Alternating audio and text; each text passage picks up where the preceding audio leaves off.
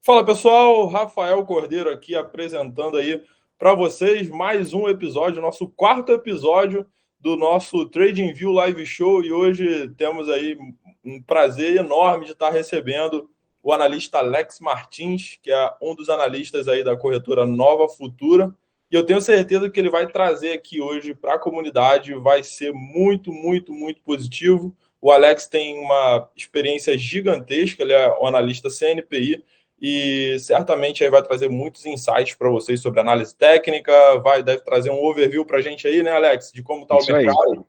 Então, tenho certeza que vai ser muito legal aí vocês acompanharem o Alex. Fiquem à vontade para fazerem suas perguntas no chat. Então, já toco a bola para você, Alex. Se apresente aí para a galera.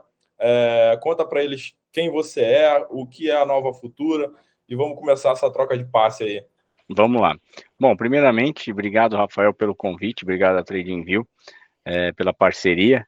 Eu acho que está nascendo aí uma relação bem positiva para o setor de varejo, principalmente aí para os assinantes da TradingView.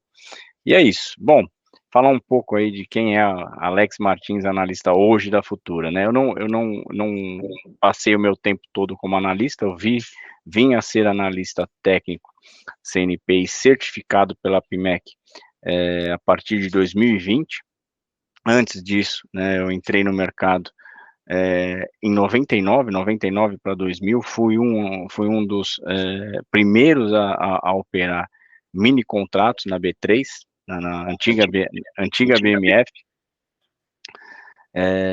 Só que ali, né, no começo da negociação dos mini contratos, já estava ali com mais ou menos um ano e meio já de pregão, e negociando eletronicamente, naquele ano ali, 2001, 2002, eu já vi que ali seria uma grande revolução, né, em termos de negociação eletrônica. O pregão não enxergava isso, né, o pregão imaginava que o mercado viva voz nunca se encerraria, mas como eu fui um dos primeiros a negociar mini contratos, eu vi a eficiência que era a negociação eletrônica, falei, bom, isso aqui vai acabar, né, não adianta eu ficar aqui no floor, né, aqui no pregão viva voz, porque isso aqui vai acabar, para mim é muito nítido. E aí eu comecei a procurar, né, algumas corretoras que estivesse precisando de operador eletrônico, né, para ser operador de pregão, mas pregão eletrônico. Naquela época, muitas pessoas tinham medo do pregão eletrônico, porque esses gerenciamentos de risco que as corretoras hoje têm, né, naquele sentido de que você não perde mais do que aquilo que você aportou na corretora, naquela época não tinha, né, então qualquer erro operacional acarretava num prejuízo muito grande para a corretora.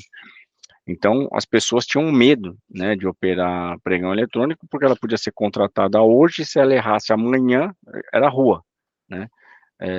E como eu sabia operar muito bem o pregão eletrônico, eu comecei a procurar as corretoras que estavam procurando operador de pregão eletrônico. E aí, né, um amigo do pregão, amigo também de dono de corretora, pegou e falou que a Futura, né, naquela época não se chamava Nova Futura, chamava-se Futura Corretora, estava precisando de um operador para ser operador, né, do dono da corretora, né, e ninguém queria, porque era uma responsabilidade muito grande, você ia ser um operador, né, de um grande player, né, que era o seu Joaquim Ferreira.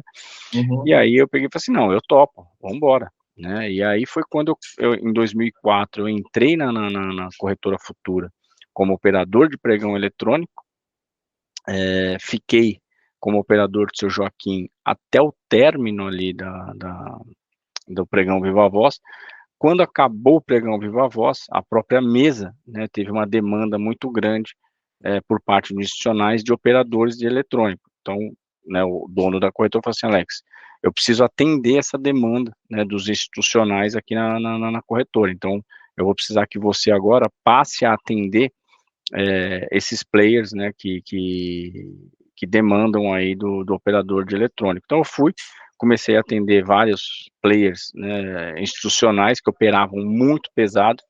Ali, né, realmente posso falar que foi um grande divisor de águas. Antes disso, né, eu tentei operar para mim mesmo, capital próprio, antes de 2004, nos mini contratos, mas não tinha liquidez, assim como todo mundo começa, né, eu devo ter quebrado ali, claro que com valores pequenos, mas eu devo ter quebrado entre 5 e 6 vezes, né, até que eu falei assim, cara, o pregão vai acabar, ou eu vou para o pregão eletrônico e aprendo como é que se negocia isso, né, ou eu sempre vou ficar aí dando murro em ponta de faca e não vou para lugar nenhum. E aí, quando, né, a Bolsa encerrou com o pregão eletrônico, foi realmente a grande mudança no operacional da minha vida, porque uma coisa, Rafael, quando você é pessoa física e você tem uma visão de mercado de pessoa física. Outra coisa é quando você é uma pessoa física, porém você sabe como que os grandes players operam, quando você já atendeu grandes bancos, então assim, já atendi cliente gringo, já atendi bancos grandes aqui, fundos locais grandes, então quando você entende como que esses participantes operam, né, a sua visão muda e muda muito. Embora você opere pequeno como uma pessoa física, você sabe como que é a movimentação dos grandes players. Então eu fiquei ali atendendo basicamente esses players até mais ou menos ali 2010, né? Em 2010 eu passo a operar capital próprio, né? Antes disso eu também fazia a parte de carteira própria da corretora, então também fiquei um tempo ali operando a carteira própria da corretora, e aí quando veio, né, o programa de qualificação operacional da Bolsa, e também, né, as novas implementações do que a gente chama hoje de Basileia, onde era um programa de desalavancagem dos bancos, desalavancagem das corretoras, no sentido de evitar, né, possíveis quebras, basicamente se extinguiu, né, operações de carteira própria. E aí foi quando eu passei a operar capital próprio. No primeiro dia de autônomo, operando capital próprio, eu fui pego naquele flash crash, né, do dia 6 de maio de 2010, perdi R$1 milhão em questão de minutos, e, né, como todo mundo, claro, fica chateado, fica ali, né, preocupado, mas como eu já tinha uma experiência, né, como se operava, né, o mercado de dólar, como que o grande operava, e eu já tinha, né, passado como trader da carteira proprietária da corretora, sabia que eu tinha condições de buscar, né, fui lá, tive que me levantar mais uma vez, demorei um certo tempo, acho que perto de 1 ano para recuperar praticamente tudo o prejuízo que eu tomei nesse dia 6 de maio, para quem não sabe, né, dia 6 de maio de 2010, ocorreu um erro na Bolsa de Nova York, onde acionou o que a gente chama de flash crash, a Bolsa chegou a despencar 10% em questão de minutos,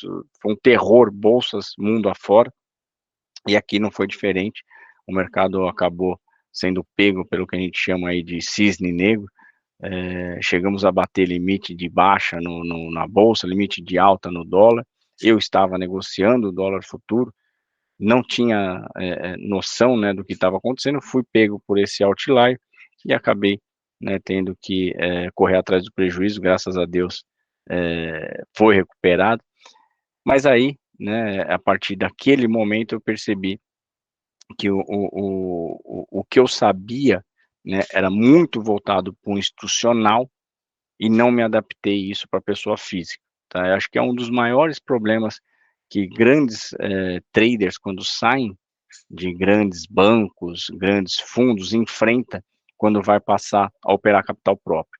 Por quê? Porque você está acostumado a operar, né, de uma maneira muito grande, a ponto de que a sua entrada no mercado move preço, né? Então, quando você passa a ser uma pessoa física e o seu lote, né, os tamanhos da sua mão já não interfere mais em preço, é difícil você readaptar isso, né? Então, foi uma situação onde eu tive que me readaptar, porque eu tive, no meu primeiro dia de autônomo, uma perda considerável.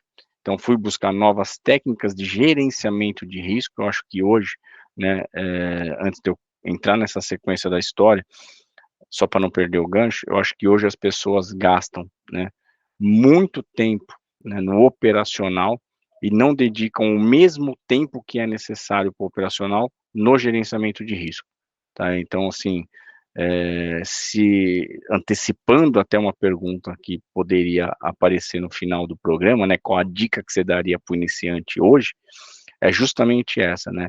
Dediquem o mesmo tempo que vocês dedicam no operacional, dediquem ao gerenciamento de risco, tá? Porque não é o grande problema, né, da falha do trader que está iniciando, ou mesmo do experiente, não é no operacional, né? É no gerenciamento de risco, no você tocar esse gerenciamento de risco em dias ruins, né? Então a gente, claro, lá na frente a gente vai falar um pouquinho mais sobre isso, mas voltando aí ao assunto, então eu tive que me readaptar como trader, tive que adaptar o tamanho da minha mão, adaptar um operacional, né, onde eu não colocasse em risco todo, né, o meu patrimônio, ou mesmo, né, uma parcela do patrimônio, coisa que hoje em dia, se você, né, arrisca muito o percentual do seu patrimônio, é muito difícil você buscar.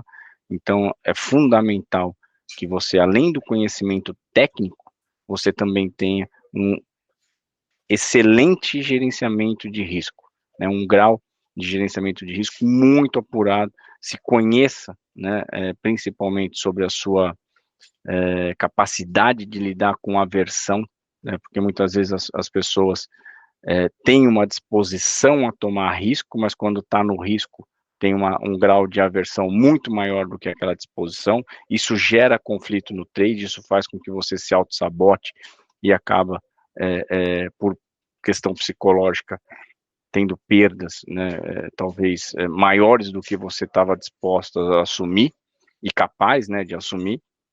Então, são fatores que, para quem está iniciando, são primordial para você se manter, é o que a gente costuma falar no mercado financeiro, né, se manter vivo no mercado, né. Então, foi ali um período onde eu tive que me adaptar como trader. Em 2017, eu recebi o convite para ser trader de um fundo, de um grande tesoureiro, né, um dos maiores tesoureiros que tem no Brasil atualmente, também no passado, que era o Alfredo Menezes, foi tesoureiro do Bradesco. Recebi o convite para ser trader, né, de um family office que ele estava montando. Fiquei ali mais ou menos até 2019. Em 2019 eu tinha planos de mudar para Portugal, né, tentar ali uma experiência nova, mas aí acabei desistindo, acabei ficando por aqui. Então, quando veio a pandemia em 2020, praticamente não ia mais para escritório nenhum, estava trabalhando de casa, até porque, né, a gente conhece toda a história ali de restrição de locomoção, e acabei ficando ali da minha casa. E aí, por coincidência, né, comecei a receber vários convites para dar curso, né, sendo que eu nunca nem tinha lançado um curso na minha vida, né. E comecei a perceber que estava tendo uma movimentação em busca de conhecimento, né, sobre day trade, sobre dólar, mini índice, taxa de juros, fora do normal. E eu falei assim, poxa, comentei com a minha esposa, né, falei, tá acontecendo, tá tendo uma movimentação que eu nunca vi, né, então, eu falei assim, eu acho que tá na hora de repente, eu conseguir absorver um pouco dessa fatia do mercado. Uhum. E foi quando eu comecei a pesquisar, né, o que que eu precisaria fazer, né, eu sempre prezei pela legalidade, o que que eu precisaria fazer para ser uma pessoa, né, capacitada a dar curso, e mostrar isso ao vivo, né. E aí foi quando eu recebi a orientação, né, eu sou muito amigo aqui do pessoal do Nova Futura, é uma corretora que eu tenho muito carinho, foi quando eu recebi a orientação dos diretores e também o convite para fazer parte, né, de instalar ao vivo por parte da corretora. Então eu fui lá, tirei a certificação, criamos um projeto junto, estamos aqui até hoje, né, temos a sala ao vivo da Nova Futura, onde a gente opera ao vivo, passa um pouquinho ali do educacional, e já estamos aí já com um programa aí que dura mais ou menos aí uns 2 anos, né? Então é isso, esse é o Alex que está aqui com vocês hoje, passou, como acho que muitos aqui, né, passou por bons bocados, acho que é o que eu falo, né, quem começa hoje no mercado financeiro, não tem nível fácil, já começa no nível hard. Uhum. Por um lado, né, isso é bom, porque assim, o que você tem para aprender, se você dá certo nesse mercado, o que você tem para sofrer de mudança de mercado daqui para frente é muito pouco. É diferente de quem pegou o mercado, por exemplo, na minha época, pegou de 99 para 2000, onde sequer tinha pregão eletrônico, sequer tinha algoritmos, Uhum. análise técnica, você praticamente não existia Era na mão, né? educacional, não, né, você recebia simplesmente uma lista, né, com os pontos, e você basicamente sabia que era pontos de suporte e resistência, mas você não sabia de onde surgiu, quem fez, né, qual que eram os critérios para você traçar um suporte, para você identificar uma resistência, um canal. Então, assim, era uma época onde era muito restrito, né, você ter conhecimentos, e era caro, né, porque para você ter acesso a profissionais que tinham um gabarito para te ensinar, esses profissionais estavam nas grandes mesas, Uhum. né, então, assim, você não tinha acesso a essa pessoa, né, e se você quisesse ter acesso a essas pessoas, você tinha que pagar um assento na corretora, que naquela época, para vocês terem uma ideia, girava em torno de 50 mil reais, 100 mil reais para você poder sentar numa corretora e ficar ali, né, presencialmente. Então, hoje, né, uma pessoa que começa, primeiro, né, ela tem um vasto material, você tem plataformas como a Invest, a TradingView, você tem diversas Profit, você tem diversas plataformas aí que te oferece algum conhecimento. Porém, né, a capacidade de filtrar é muito difícil, tá? Por quê? Porque primeiro você vai ter que se identificar, né? Eu vou estar aqui com vocês durante esse período aí dessa live e eu vou passar o meu operacional. Então, assim, pode ser que vocês saiam daqui dessa live falando, cara, eu nunca pensei nesse ponto de vista do operacional do Alex. Eu acho que eu me identifico mais com esse operacional do Alex. Então, se você se identifica com o operacional do Alex, você vai ter tudo aqui na plataforma do TradingView bem simplificado e que você não vai precisar correr atrás de outros indicadores, porque ao mesmo ponto que naquela época, em 2000, você tinha falta de conhecimento, hoje você tem muito. Então, assim, quando você tem muito conhecimento, isso gera aquela percepção, se você perde dinheiro, que você não está usando tudo, né? Perfeito. E isso não é uma verdade, né? Aham. É, esse tudo que a gente tem hoje, né, essa variedade de indicadores que a gente tem hoje, é um resumo de diversas personalidades de analistas que você tem no mercado. Você vai Perfeito. ter que saber identificar qual que é aquele que fala a mesma língua que você, qual é aquele que tem um grau de simplicidade, né, que vai estar de acordo com o que você pensa e que vai em linha não só com o seu raciocínio, mas também com a sua disposição de tomar risco, né? Então, eu coloco, né, essa situação como a maior dificuldade de quem está começando hoje, né, de não saber filtrar o tanto de conhecimento que você tem hoje, que naquela época, em 2000, era muito escasso. Então, assim, Concordo 100%. eu vou passar aqui junto com o Rafael um pouquinho, né, da minha experiência institucional, o que eu aprendi a trazer do mundo institucional, né, para o operacional de pessoa física, né, e tentar simplificar ao máximo o que eu olho aqui para operar, certo? Maravilha, maravilha. Muito bom, Alex, muito bom. Já está sendo uma grande aula aí, tenho certeza para todo mundo que nos acompanha aí. Isso que você falou agora, por último, é uma coisa que eu sempre repito aqui também, cara. Eu digo que se não a maior, uma das maiores barreiras para quem está iniciando é vencer o excesso de informação, né? Porque além da tecnologia gigantesca que hoje em dia a gente tem para análise gráfica, a gente também tem muitas bocas e muitas vozes na internet, cada um falando uma coisa diferente do Exato. outro, e você acaba tentando fazer um mix de um pouco que faz sentido de uma pessoa com um pouco que faz sentido da outra, mas quando você mistura isso, fica conflitante, aí você fica patinando ali nesse excesso de informação. Então, muito importante isso que você falou. Fica de alerta aí para a galera que super faz sentido. Né? Tem uma pergunta aqui, Alex, Manda do aí. Carlos.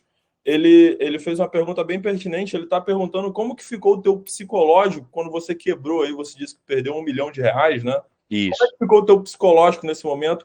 Como que você conseguiu sair dessa? Como você conseguiu se recuperar psicologicamente disso aí? Bom, vamos lá. Você sabe que essa eu posso colocar como talvez a número um, né, das perguntas que, quando eu falo desse dia, a número um que sempre é recorrente. O que acontece é que quando eu perdi esse R$ 1 milhão, foi no meu primeiro dia autônomo. Mas antes, né, eu já operava para a tesouraria, né, própria aqui da corretora. Então, para vocês terem uma ideia, teve um mês, né, aqui para a corretora que eu cheguei a fazer R$ 3 milhões, né? Só que para a corretora. Quando eu perdi na física, tá? Então, assim, no meu emocional, né, eu tinha para mim como assim, cara, eu já fiz 3 milhões num mês, né? Eu consigo buscar esse 1 milhão, né? É difícil, por exemplo, se o meu maior ganho, vamos dizer assim, fosse um exemplo, R$ 100 mil, né? Se o máximo que eu ganhei na bolsa fosse R$ 100 mil, você perde 1 milhão. Se você pensar, né, quando você olha para o seu track record, que é o seu passado, no melhor do seu desempenho você fez R$ 100 mil, eu falo para você que dificilmente eu buscaria esse 1 milhão, né? Claro, fica, né, o emocional, não vou mentir para você falando que não, né, eu consegui ali superar isso, passar por cima, não, né, não tenho vergonha de falar, cheguei na minha casa, chorei como todas as pessoas choram, às vezes por até menos, né, mas é uma sensação que eu também gosto de falar bastante, de que você tomou um tapa e você não sabe de quem foi. Por quê? Foi um erro que aconteceu no mercado financeiro, né? Depois, quem tiver curiosidade, digita lá no Google, 6 de maio de 2010, Fresh Crash. E você não sabe o que aconteceu. Então, assim, é o que eu digo, né? Você pode ganhar e perder, mas saiba quando você está perdendo no mercado, por que você está perdendo. Porque isso daí, né, o fato de você saber por que você está perdendo, vai, né, gerar um documentário no seu plano, né, de trade, para você não cair mais nesse erro, né? Você vai documentar isso. Então, assim, quando naquele dia eu perdi R$ 1 milhão, eu estava perdendo R$ 1 milhão sem saber o que tinha acontecido, porque foi um erro interno, né? Uma pessoa digitou errado e acabou, né, gerando um pane, né, nos algoritmos, e você não sabe o que está acontecendo. Eu estava numa corretora, pessoal, que eu tinha Bloomberg. Para quem não sabe, o Bloomberg é uma plataforma de informação que custa aí mais de US$ 2.000 por mês. Eu tinha Valor Pro, eu tinha Broadcast, tudo CMA. Então, assim, eu estava num ambiente institucional que todas as informações do mundo pisca nessas plataformas.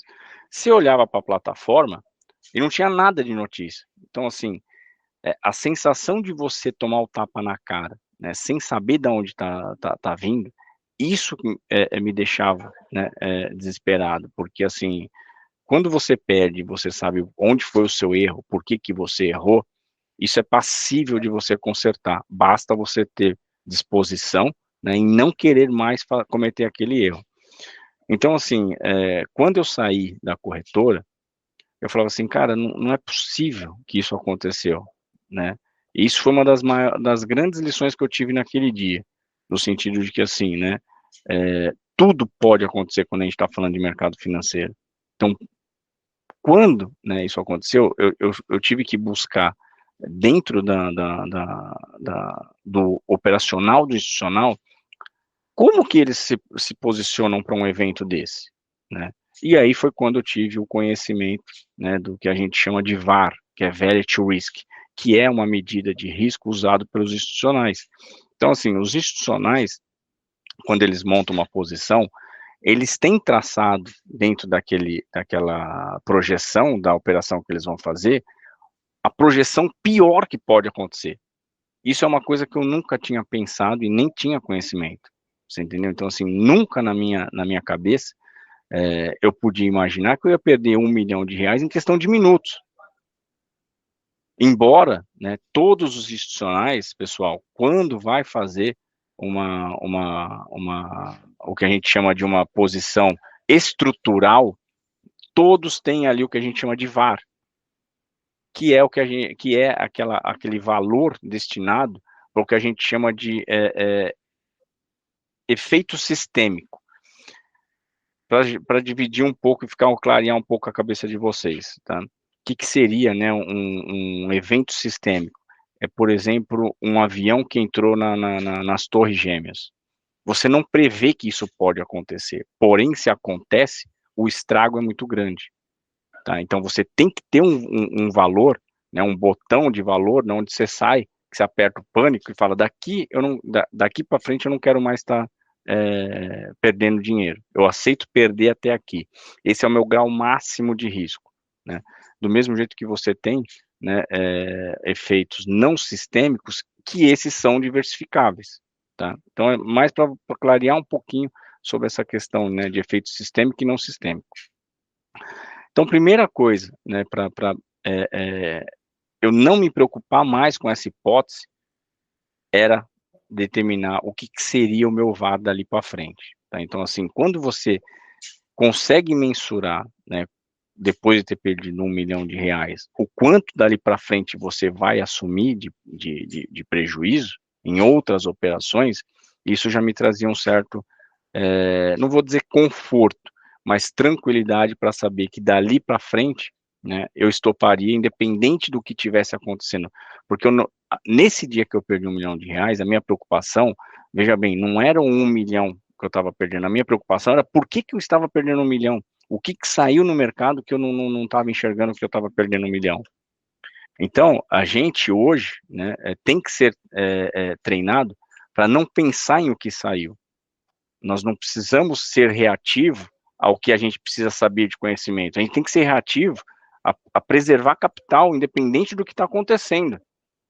Então, assim, hoje, né, eu tenho uma medida de risco, que inclusive eu uso com alguns mentorados, com alguns alunos e às vezes com algumas pessoas ali na sala ao vivo, que é o que eu chamo de VAR. E esse valor, né, que é determinado para risco, independente do que acontecer, se bater ali, eu vou parar. Tá? E todos os institucionais têm o que a gente chama de VAR, que é o Value to Risk.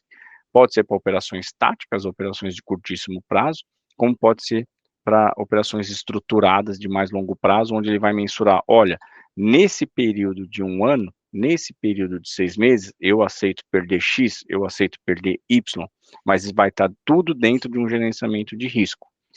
Então, assim, posso dizer que, como você falou do emocional, né? Doeu muito, mas o histórico que eu tinha, né, de ser um trader ganhador, não foi para mim uma das grandes dificuldades, tá? Talvez a minha maior preocupação, eu lembro isso muito claro, foi no dia seguinte, saber se aquele outlier ia ter machucado muita gente grande a ponto de abalar a volatilidade do mercado. Né? O que eu quero dizer com isso? Cara, se você vem com uma pancada dessa, com um outlier muito forte no mercado, e no dia seguinte o mercado não tem, basicamente enxuga o dinheiro do mercado.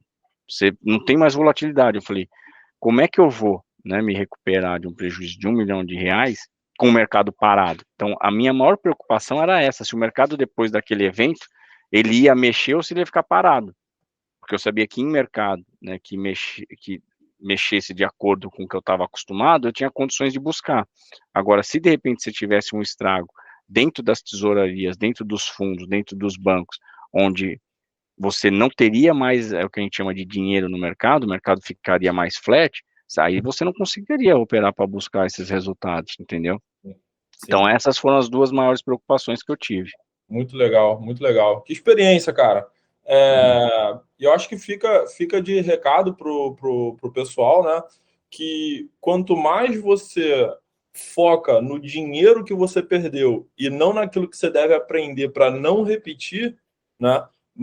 Pior emocionalmente você vai Pior. ficar para se recuperar do tombo, né? E assim, o grande, né, o grande prejuízo não é só o financeiro. O grande prejuízo é a cicatriz emocional que você vai carregar o resto da sua vida. O que eu quero dizer? Eu tomei esse prejuízo vendendo dólar no momento em que o dólar disparou, tá? Vai ter, se você cria uma cicatriz emocional nesse mesmo movimento, vai ter várias oportunidades em que o dólar vai subir e você, por receio daquilo que aconteceu com você acontecer novamente, você vai deixar de executar uma boa venda com medo do que aconteceu no passado por conta dessa cicatriz emocional. Então, assim, a cicatriz emocional, ela te tira de boas oportunidades que poderia estar te trazendo até Uhum. lucros em determinadas operações, fazendo a mesma operação que você fez no passado, vendendo quando o dólar estava subindo, mas que num outlier você foi pego e acabou perdendo por um evento que está fora do seu controle. Sim, Mas que num evento que está dentro do seu controle, você não vai ter coragem de fazer porque você está com uma cicatriz emocional do passado. sim. Então, esse é fora, né, claro, a questão quantitativa, a questão, né, monetária, a questão da cicatriz, da cicatriz emocional que fica, vai te tirar de oportunidades que talvez te daria bons retornos por conta de um erro que você cometeu no passado. Então, é o que eu falo hoje para muitos iniciantes. Não tentem, né, deixar com que o mercado te marque, né, com cicatrizes emocionais, porque isso ao longo do tempo vai te tirar de grandes oportunidades, né? Então, assim, essa coisa, né, de que esse ditado compra na baixa e vende na alta, realmente faz sentido. Só que são as pouquíssimas pessoas que conseguem fazer, porque não tem cicatriz emocional e tem, né, o que a gente chama de risco-retorno muito claro na mente. Tá? Então, assim, parece, né, até de repente uma coisa que você só fala da boca para fora, né?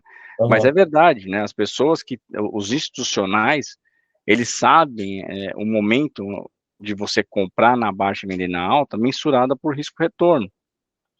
Então, assim, se você tem uma cicatriz emocional, você não vai conseguir nem tentar evoluir nessa questão de Perfeito. saber, né, quantificar o que é barato e o que é caro.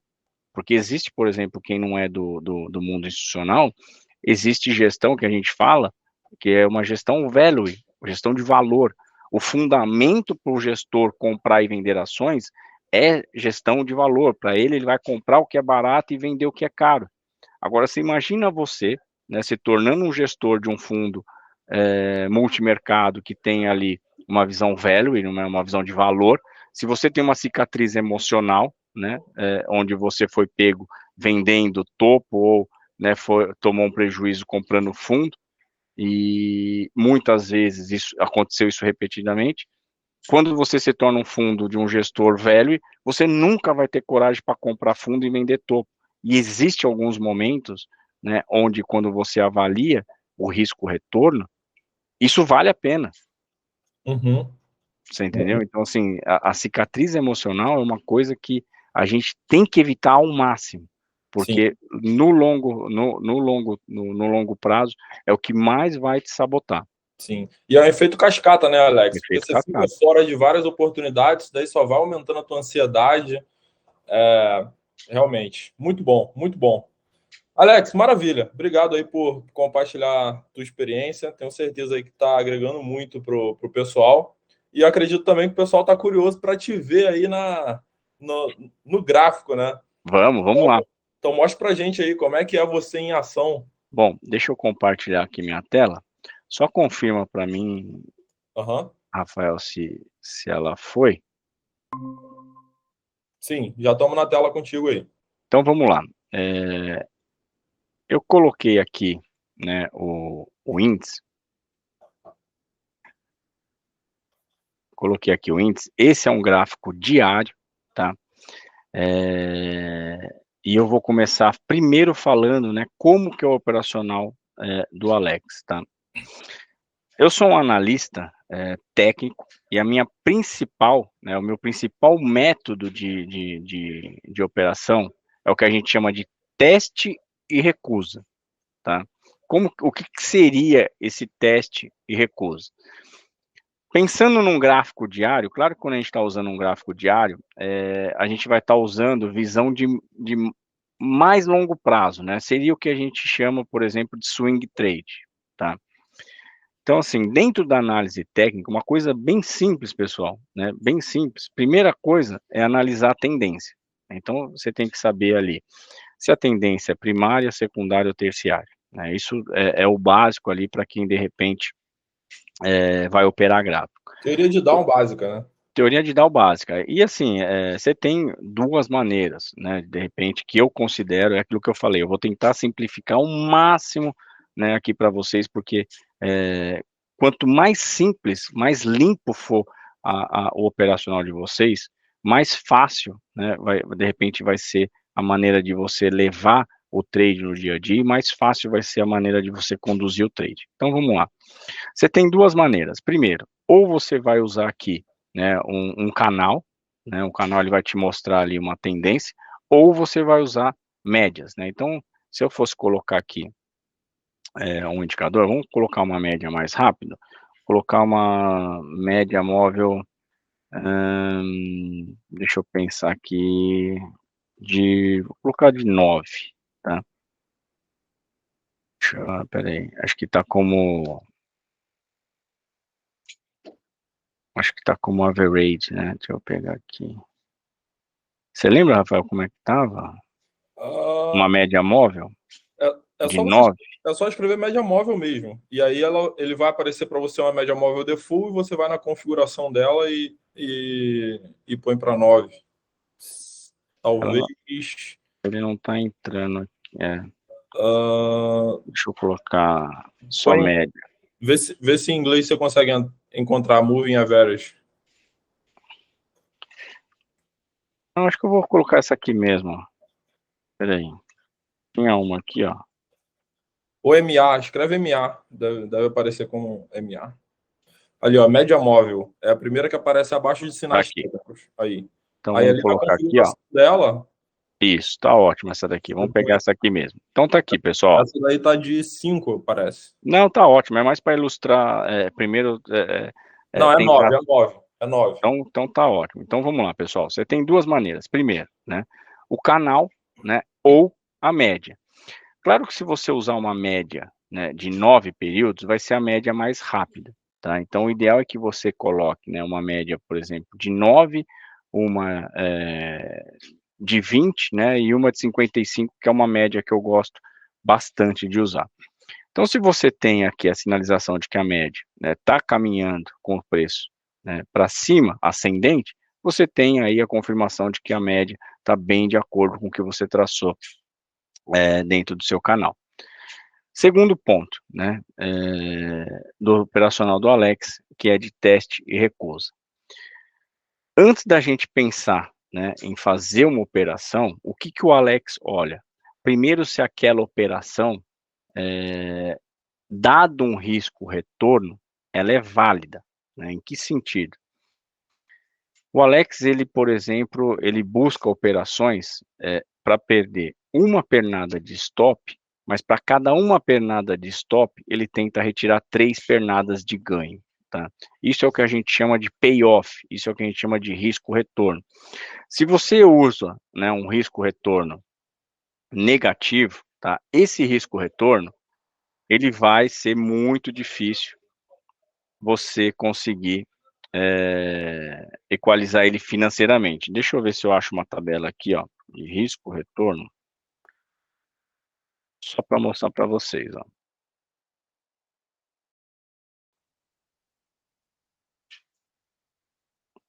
tem aqui, ó. Deixa eu pegar ela aqui.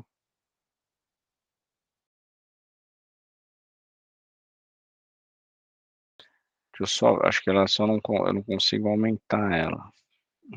Tá. Deixa eu aumentar ela aqui, peraí.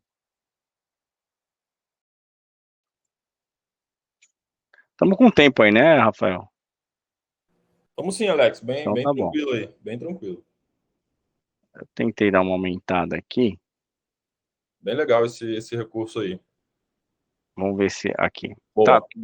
dá para enxergar legal? Perfeito, perfeitamente. Então vamos lá. Isso aqui é só uma planilhinha básica aí de risco-retorno, só para trazer para vocês uma ideia do que é, né, o risco-retorno do Alex.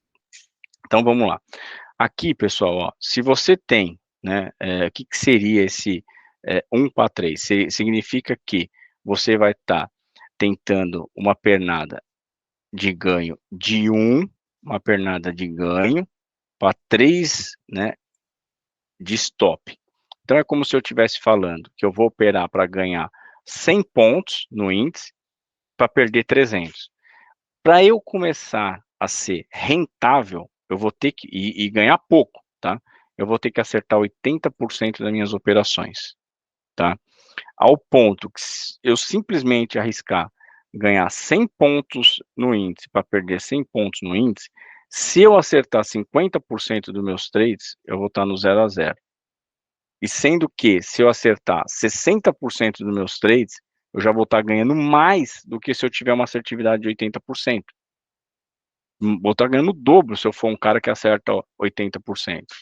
Então, isso, né, se eu só equalizar de 1 para 1, lembrando que o Alex busca o quê? O 3 para 1. Então, o Alex, hoje, se ele acertar, e o pessoal que está na sala ao vivo, né, confirma isso, o Alex é um cara que tem uma média de assertividade entre 40 e 40 e pouco por cento, ao ponto do meu operacional aqui, ó, se eu buscar para ganhar 300 pontos de índice para perder 1, eu sou um cara que eu acerto em torno de 40%.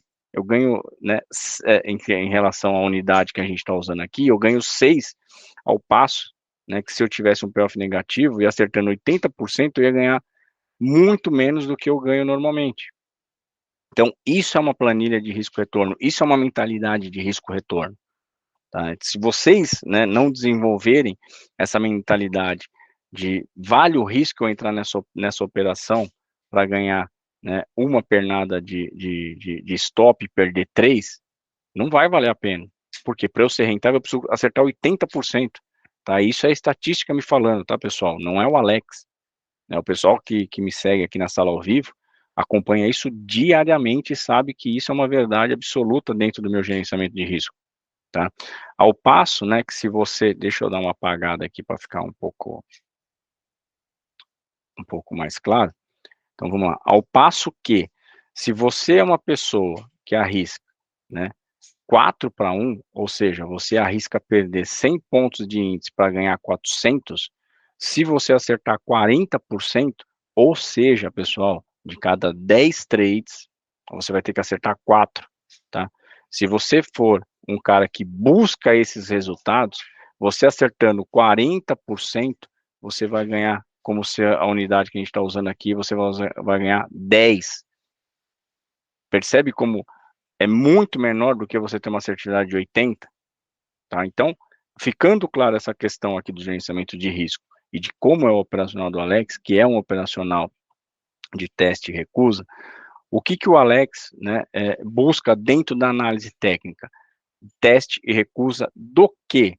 Tudo, pessoal. Então, eu tenho aqui, por exemplo, um canal, né, onde eu tenho uma linha de retorno do canal de alta, né, sendo muito bem respeitado. Está aqui, ó, né, não é o Alex que está falando que está sendo bem respeitado, o gráfico está me falando. Eu tenho 2 pontos, o terceiro ele respeitou e o quarto ele também respeitou. Então, uma ideia de swing trade, tá? Claro que depois com o gráfico, depois que o mercado andou, né, fica fácil aí, de repente, você traçar o gráfico, mas vocês vão ver que no dia a dia, isso também é possível e simples de você visualizar. Então, vamos imaginar, né, que você tem aqui uma situação onde você tem um respeito de uma linha de retorno no canal de alta e você olha para aquele seu operacional, né? Olha a pergunta que eu vou fazer para você. Olha da onde o mercado veio e olha como ele está respeitando, né, essa linha de retorno do canal de alta. Vale a pena você arriscar uma venda aqui, né, para tentar um stop? Dentro da ferramenta aqui, né, do TradingView, você tem aqui, ó, essa posição comprada ou posição vendida. Então vamos imaginar uma posição vendida, tá? Vale a pena você vender esse topo, né? E aqui, ó, pessoal, estou usando um risco-retorno, a ferramenta está me passando um risco-retorno de 1 para 1, porque eu estou, né, colocando um stop aqui de 750 para pegar aqui praticamente 1.250. Então, se eu ajustar isso aqui, ó, vamos imaginar aqui, ó, que eu vou colocar um stop de acima dessa linha de retorno aqui do canal de alta, certo? Então, tá aqui, ó. Então, eu vou arriscar perder praticamente aí 665 pontos, tá? Para ganhar quanto? Se o meu, né, se o meu payoff né, de 3 para 1, ou seja, eu busco 3 pernadas de ganho, né, para uma pernada de stop, se a minha pernada de stop está ali, 665 pontos, vamos arredondar, né, vamos colocar aqui 700 pontos, ó, para ficar mais simples. 700 pontos vai ser o meu stop. Se eu estou buscando um stop de 700 pontos, qual a minha pernada de ganho que eu tenho que buscar, então? Se é 3 para 1, eu tenho que buscar 2.100 pontos. Então, vamos lá pegar aqui, ó, 2.100 pontos, aonde vai dar? Tá aqui em cima, tá? Ó, o alvo tá aqui, ó, pessoal, os pontos tá aqui, ó. Então, 2.100 pontos, ó. Aqui, perto dessa região. Olha só. Se eu tivesse feito, né, essa venda, simplesmente olhando, tá, pelo risco-retorno, poxa, testou a região, né, testou a linha de retorno desse canal de alta, vale a pena arriscar? Vale, mas se passar para cima eu stop. Olha isso, pessoal, ele te entregaria, né, os 2.100 pontos, e se você depois usasse o mesmo padrão de 700 pontos, você poderia errar ainda 2 vezes, você ainda sairia com lucro de 700 pontos. Isso é payoff. Isso é você encaixar, né, um gerenciamento de risco olhando para payoff, tá? Vamos tentar traçar isso aqui numa situação de day trade. Vamos colocar, por exemplo, num candle de 15 minutos. No final das contas, é muito mais simples do que parece, né, Alex? Muito mais, e assim, cara, e assim, viu, o Rafael, não é, né, o Alex falando, pessoal, é estatística. Não tem nada, tá? Não tem nada que vá contra estatística, tá? A estatística não mente. Então vamos pegar uma seguinte situação aqui, tá, pessoal? Olha só, essa linha rosa, né, fúcsia, como alguns também gostam de chamar, é a média de 200 no 15 minutos, tá? Média de 200 dentro da literatura da análise técnica é uma média que tem um peso gigantesco, tá? Então, assim, dentro da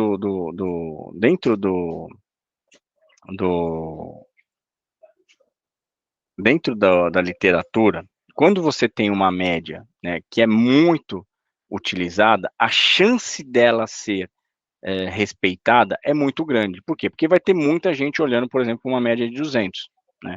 Então, vamos imaginar esse daqui, ó, vamos pegar esse movimento só, tá? O mercado, na sexta-feira, né, foi aquele mercado que deu aquela degringolada, né, o mercado caiu. Vamos imaginar que você não pegou essa venda, mas, né, você queria, de repente, pegar essa venda, certo? Então, deixa eu apagar isso aqui para a gente deixar mais claro a leitura e ficar mais simples a visualização do teste recusa e do payoff. Então, vamos lá.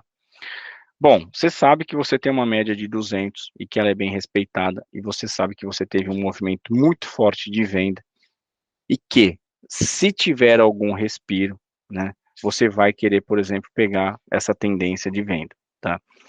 Qual que é o nosso ponto de referência que a gente tem no gráfico por aqui. Por enquanto, a gente só está colocando 2, que é uma média de 200 e uma média de 9.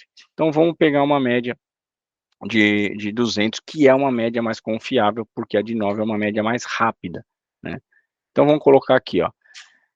Vamos imaginar que você não pegou essa queda, porém, se tocar na média de 200 e recusar, você vai vender. É o meu operacional. Teste e recusa. Quando tocar na média de 200, né, você vai vender, porque você teve uma sinalização, né, de que o mercado teve uma venda forte e possivelmente teve gente que ficou enrolada, mal comprada nessa região, porque o mercado estava trabalhando aqui em cima. Tá, pessoal? Institucional, ele não consegue sair da posição dele como uma pessoa física sai. Você está com um mini contrato comprado aqui no 114 mil, foi para 113.800, você sai simples. Mas um institucional não sai. Sabe por quê? Porque o estoque, né, o mercado futuro é um mercado de estoque. Isso daqui, pessoal, é os contratos em aberto de tudo que negocia na B3 do índice futuro. Quando você soma índice e mini índice, olha o estoque aqui dos players, só para você imaginar, tá? O maior comprado aqui é o investidor não residente. Investidor não residente, a gente pode estar falando aí de multimercado, banco. Olha o estoque comprado, 400 mil contratos de índice, mini índice, né? Isso já transformado para o tamanho do contrato padrão, tá, pessoal? Isso aqui já é do tamanho padrão. Se fosse, né, só o mini, você teria que multiplicar isso aqui pelo tamanho do mini. Então, você acha que uma pessoa, né, de um grupo de investidor que está comprado em 400 mil contratos vai conseguir sair com a mesma facilidade que uma pessoa física sai? Não sai, galera. Não sai. Então, assim, quem está mal comprado nessa região aqui de cima, nessa região de topo, e olha que ele ficou basicamente, ó, dia 25 ele ficou em alta, dia 26 ele ficou em alta, e no dia 27 ele caiu. Se o mercado, né, tentar dar uma subida, quem ficou mal comprado aqui, né, vai tentar aliviar um pouco dessas compras mal feitas, tá? Então, você sabendo, né, claro que isso é difícil você saber, porque eu tenho essa passagem pelo institucional e eu sei disso e eu estou aqui para passar isso para você. Se você tiver uma ciência, né, se você tiver conhecimento, né, desse comportamento do institucional, você vai optar pelo teste de recusa, assim como eu faço no meu dia a dia. Porque quem ficou mal comprado, se chegar num ponto importante como uma média de 200, sabe que vai ter gente que não pegou essa venda e vai querer vender. Então, além de você, né, tá numa situação onde você está mal comprado e você precisa diminuir essa compra mal feita, você vai estar disputando esse movimento com quem está zerado e está querendo pegar uma pernada a favor do movimento. Então, vamos imaginar que você chegou lá, falou, bom, se tocar na média de 200 hoje dia 30, se tocar na média de 200, eu vou fazer esse operacional de teste e recusa do Alex. Vou pegar aqui o meu payoff, então vou lá pegar, como é uma posição vendida, porque se tocar lá eu vou vender, vou colocar aqui, né, a minha entrada, então vamos imaginar que fosse essa região de 113.600 e vou colocar a marcação de onde eu vou estopar. Bom, o meu stop, né, vamos imaginar, vamos pegar um ponto técnico aqui para stop. Eu estopo acima dessa máxima aqui do dia 25, tá? Essa máxima aqui desse candle que teve aqui, ó, que quando rompeu, tá vendo aqui, ó, jogou o mercado para cima ali dos 114 mil. Esse preço aqui é o 114.060. Vamos pegar um pouquinho mais abaixo aqui, ó, vamos colocar 113, não, 114 mil, vai. Vou colocar aqui um stop de 114 mil. Então, você puxa aqui para 114 mil, tá aqui, ó. 114. Quantos pontos deu de stop? 375. Vamos imaginar, né, que fosse aí 400 pontos. Quantos pontos, usando aquele nosso racional de risco-retorno, quantos pontos você vai ter que buscar, né, de alvo para valer a pena essa operação? Lembra, se você for buscar 3 para 1, você vai ter que buscar aí 1.200 pontos. Se você for buscar 2 para 1, eu aconselho, né, de repente, não pular, né, tentar alvos, né, de 5-1, 4-1, que é mais difícil, e cada vez que você tem metas difíceis e você não cumpre, isso gera frustração no seu operacional. Então, comece com algo factível, como 2-1, né, 1-1, mas nunca payoff negativo. Pessoal, não usem payoff negativo. Se eu fosse, né, um gestor e tivesse um trader que usasse payoff negativo, ele não duraria mais do que um mês dentro de um banco. Gestores, tesoureiros, odeiam pessoas que usam payoff negativo, tá?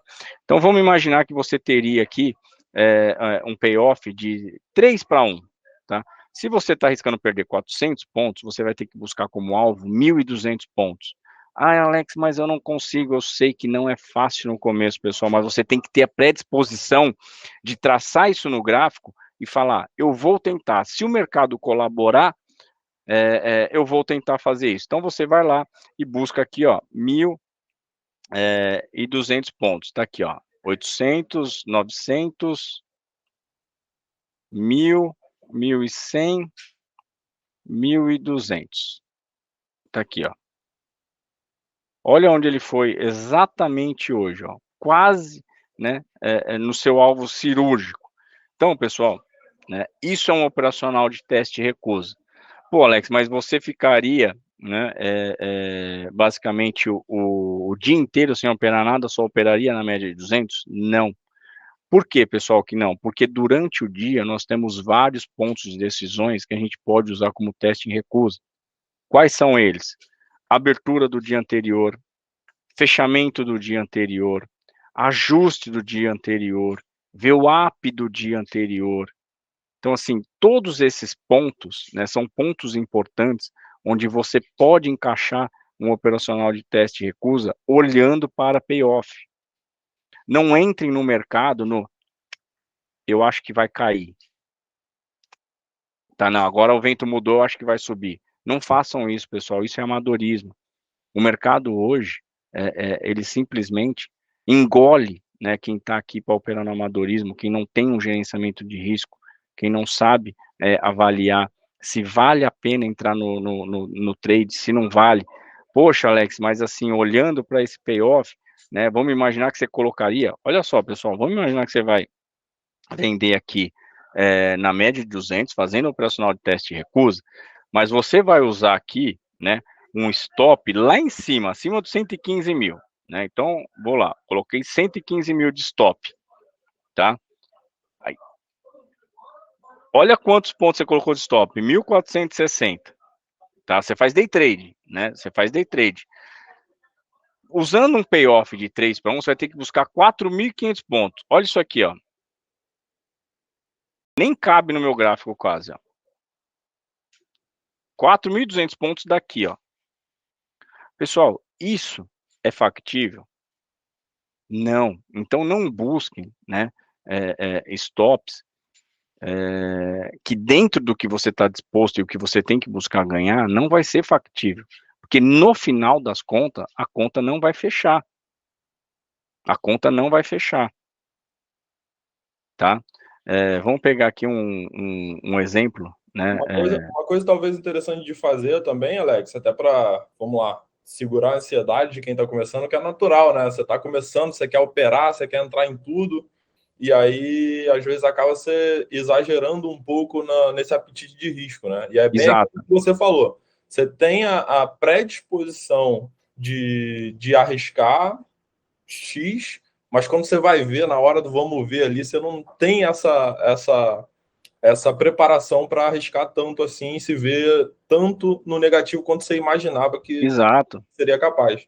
Então, de repente, uma estratégia bem legal, ver se você respalda isso, seria colocar ali um primeiro alvo no 1-1 e depois você escalar um segundo Isso. alvo para o 2-1, um terceiro alvo para o 3-1, e aí Isso. você vai ali Isso que operando você mais. falou, Rafael, é extremamente importante por conta da frustração, tá? Porque assim, o Alex hoje, né, em alguns momentos consegue buscar esse 3-1, consegue, mas eu também, né, não consegui fazer isso da noite pro dia. Se vocês começam a praticar, né, a querer buscar o 3 para 1 já amanhã e não conseguirem, sabe o que vai acontecer? Vocês vão se sentir frustrados É e muito vocês vão começar a voltar para o operacional errado, que está cometendo muito erro. Então, assim, isso que o Rafael colocou é muito importante. Comecem, né, degrau por degrau, olhem, né, para a operação e se pergunta, vale a pena, né, esse operacional? Tá a favor da tendência? Né? Quem conhece um pouquinho, né, de All Brooks sabe que você, a favor da tendência, você tem muito mais a ganhar do que trade contra a tendência. É errado, né, trade contra a tendência? Eu falo isso na sala. Não é errado, mas você tem que ter a consciência de que o que você tem para buscar contra a tendência é muito menor do que você tem que buscar a favor da tendência. Isso é uma coisa que tem que estar muito claro naqueles trades onde você vai pegar, por exemplo, uma queda forte de $1, uma alta forte de um índice. Você pode, né, em algum momento, olhar e falar assim, cara, está muito, né, de repente, dentro do que eu tenho como consciência de valor, tá muito caro para mim, eu vou arriscar uma venda. É aquilo que eu falo para as pessoas, né? Eu não proíbo ninguém de vender topo ou comprar fundo. Né? O que eu proíbo é a pessoa não ter uma mensuração de risco-retorno. Porque, assim, para você vender topo, você tem que ter na cabeça que, assim, o seu stop ele vai ser de 100 pontos, 200 pontos, mas você tem que tentar buscar o 3 para 1. Só que você tem que ter consciência de que se você está fazendo um trade contra a tendência, mesmo o 2 para 1, ele pode não ser factível. E aí você tem que se fazer essa pergunta, poxa, essa tendência está tão forte, cara, que se eu vender aqui, mesmo eu achando que é topo e que é caro, eu não acho que nem um 1 para 1 eu vou conseguir. Então não faça, porque o payoff não é viável. Entendeu, pessoal? Então, assim, tem que ter essa sensibilidade se vale o risco, tá? Não entrem na operação achando, né, que o risco é mínimo, né? Ou não. Lembra que o mercado, né, de mini dólar, mini índice, são mercados extremamente alavancados. O próprio contrato é um contrato alavancado, tá? Então essa visão de repente de que não, mas é só vender um topinho aqui, não, mas é só comprar um fundo aqui, sem ter noção do que você tem para extrair do trade contra a tendência, pode fazer, sabe o quê? Você aí a uma autossabotagem, onde você vai errar 1, 2, 3, 4, e é aquele dia onde você só vendeu topo e só comprou fundo, e no final do dia, foi que terminou o dia praticamente, né, espancado pelo mercado, não conseguiu, né, extrair nada de ganho, saiu muito frustrado e com o pior, uma cicatriz emocional, né, que num dia, quando você vê uma operação onde vale o risco, você não vai conseguir fazer por conta dessa cicatriz emocional. Perfeito. Uma coisa importante que você tinha dito, Alex, para complementar esse tema, no início da tua fala, você disse que viu um crescimento no Brasil, um mercado muito crescente no Brasil por busca por conhecimento Isso aí. de pessoas querendo entrar no mercado financeiro, né? E eu vejo, né, com os meus olhos que uh, uh, o marketing crescente em torno do que é o mercado financeiro foi muito na emoção das pessoas. E até por isso houve esse boom, esse mar de gente indo procurar o mercado financeiro para satisfazer as suas emoções. Né? Suas emoções de liberdade financeira, de viajar, de ter uma mansão, o carrão. É. E o problema disso tudo é que o mercado financeiro não é um ambiente que aceita a emoção, né? Não. Não se pode ter emoção em jogo, né? Então, por isso que eu vejo que é tão difícil as pessoas seguirem o gerenciamento de risco. Porque o gerenciamento de risco é 100% razão, né? Se você Exato. colocar um pontinho de emoção no teu gerenciamento de risco, você já quebrou completamente a tua longevidade no mercado, né? Basta você pisar um pouquinho fora da faixa, o estrago é grande. É isso aí.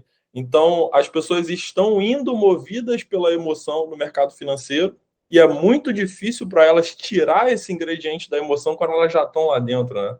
Porque o que motivou elas a irem para o mercado financeiro é a mansão, foi o carrão, a viagem. E aí, se deparar com a realidade de que isso vem a longo prazo, às vezes é uma tarefa difícil que vem, esse aprendizado, na maioria das vezes, vem pela dor, né? Exatamente. Então, assim, tá sendo muito positivo aí para a comunidade, sem dúvida nenhuma, Alex, essa tua experiência, esse teu modo de ver também a análise técnica, né? Evidenciando que é até muito mais importante você ser um bom gerenciador de risco do que até um analista, né? Exato. Outros indicadores, né, para finalizar com a minha parte técnica aqui, outros indicadores que eu gosto, que eu tenho, né, aqui no TradingView, eu uso mais 4 indicadores, tá, pessoal? Eu tenho aqui, ó, desculpa, mais 3. Eu tenho aqui o linear gradiente, tá? Percebe, pessoal, como assim, ó, ele marca para mim, né, uma ideia de tendência que eu possa ter no dia. Então, olha só, né? Começou aqui dia 30, aqui, ó. Vamos pegar o dia de hoje. Olha o linear gradiente. Olha se eu fosse fazer um operacional de teste e recusa, tá? Na linha de tendência de alta do linear gradiente. Olha como ele respeitou.